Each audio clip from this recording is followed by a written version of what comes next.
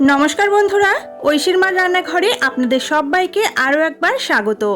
আজ আপনাদেরকে দোকানের মতো লস্যি বানিয়ে দেখাবো, সাথে স্পেশাল যে মশলাটা দোকানে ব্যবহার করা হয় সেটাও শেয়ার করব। আশা করছি আজকের রেসিপিটি ভালো লাগবে। গরমে প্রাণ জোড়ানো এই লস্যিটি একবার হলেও বাড়িতে ট্রাই করে দেখতে পারেন। তাহলে চলুন রেসিপিটি কিভাবে বানাই সেটা দেখে নেওয়া যাক। প্রথমেই রেসিপিটি বানানোর জন্য আমাদের একটা মশলা বানিয়ে নিতে হবে। একটা পাত্রের মধ্যে নিয়ে নিচ্ছি 2 ছোট চামচ গোটা জিরে, 1 চামচ গোটা ধনে, সাথে 10 থেকে 12টা গোলমরিচ আর দেব 4টে ছোট এলাচ। এই মশলাটাকে হালকা একটু ড্রাই রোস্ট করে নিতে হবে। আপনারা চাইলে বেশি করে বানিয়ে মশলাটা কিন্তু রেখে দিতে পারেন। যে কোনো ঠান্ডা এরকম পানীয়র মধ্যে এই মশলাটা ব্যবহার করে দেখতে পারেন, টেস্টটা কিন্তু ভীষণ ভালো হয়। গ্যাসের ফ্লেমটা লোতে রেখে মশলাটা হালকা কালার চেঞ্জ হওয়া পর্যন্ত আমি ভেজে নিয়েছি।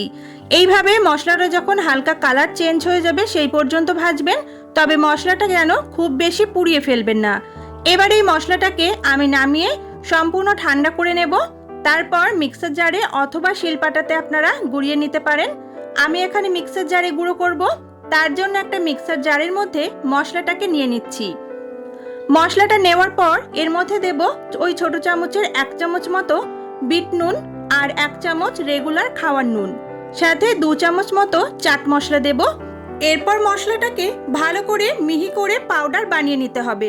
আপনারা যদি শিলপাটাতে মশলাটা গুঁড়ো করেন তাহলে লবণ আর চাট মশলাটা গুঁড়ো করার পরে মিশিয়ে নেবেন। এখানে ভালো করে মশলাটাকে আমি পাউডার বানিয়ে নিয়েছি। আপনারা এইভাবে করে বেশি করেও কিন্তু স্টোর করে রাখতে পারেন। এরপর আমি একটা পাত্রের মধ্যে নিয়ে নিচ্ছি 500 গ্রাম টক দই। এখানে আপনারা আপনাদের প্রয়োজন মতো নেবেন, কতটা পরিমাণে বানাতে চাইছেন সেই অনুযায়ী। এরপর দইটাকে একটা তারের হুইস্পার দিয়ে ভালো করে ফেটিয়ে নিচ্ছি।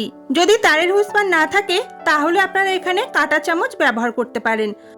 আবার অনেকের বাড়িতে দেখবেন ডাল ঘোটার জন্য যে কাঠের একটা জিনিস পাওয়া যায় সেটাকে কিন্তু ডাল ঘুটনি বলে, ওইটা যদি আপনাদের বাড়িতে থাকে ওটা দিয়েও কিন্তু বেশ ভালোভাবেই এই কাজটা করা যায়।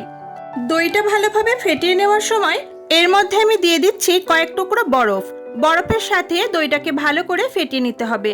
আর যখন দইটা ভালো করে ফেটাবেন তখন 2 হাতের মধ্যে এইভাবে ঘুরিয়ে ঘুরিয়ে যদি তারের হুইস্পারটা দিয়ে দইটা ফেটান তাহলে কিন্তু সব থেকে বেশি ভালো হয়।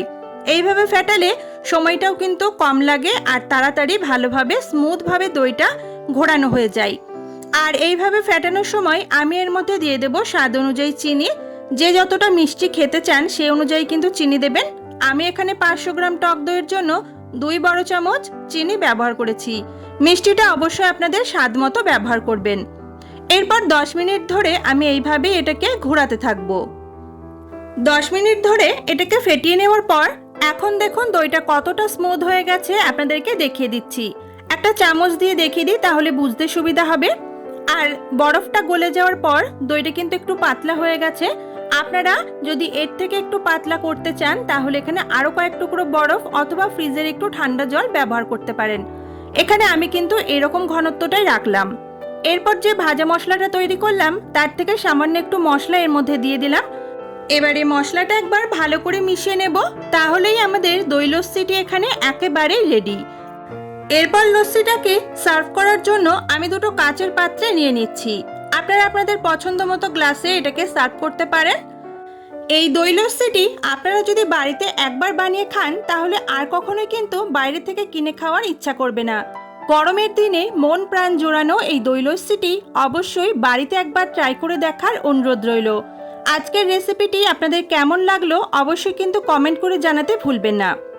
দই লস্যিটা সার্ভ করার আগে ওপর থেকে আরও একটু ভাজা মশলা আমি ছড়িয়ে দিচ্ছি যাতে দেখতে ভালো লাগে আর এটা কিন্তু খেতেও ভালো লাগবে। তাহলে বন্ধুরা রেসিপিটি যদি ভালো লাগে তাহলে অবশ্যই ভিডিওতে একটা লাইক করার অনুরোধ রইল।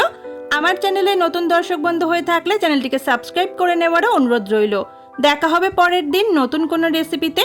সবাই খুব ভালো থাকবেন, সুস্থ থাকবেন। আজকের মতো টাটা।